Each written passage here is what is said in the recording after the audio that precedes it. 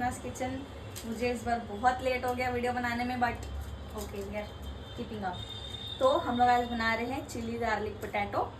उसमें खाली chilli garlic डलता है, हम लोग थोड़े से अपने हिसाब से बनाएंगे। उसमें हम लोग अपने तरीके से जो हमारे पास वेजिटेबल्स हम लोग वो यूज़ करेंगे, थोड़ा सा उसको इंडियन टेस्ट देंगे। Okay let's come. लिया है बेल पेपर, एक येलो और एक ग्रीन। हमने 5 आलू बॉईल कर लिया है। हमने चिंग्स का सोया सॉस लिया है। हमने शेजवान चटनी लिया है, ये सेसमी सीड्स है। हमने स्प्रिंग ऑनियन ले लिया है। हमने ब्लैक पेपर और सॉल्ट ले लिया जिसको हमने मिक्स करके रखा हुआ है। हमने 2 पीस ग्रीन चिली लिए हैं, थोड़े से बेसिल लीव्स लिए हैं, and we take some garlic.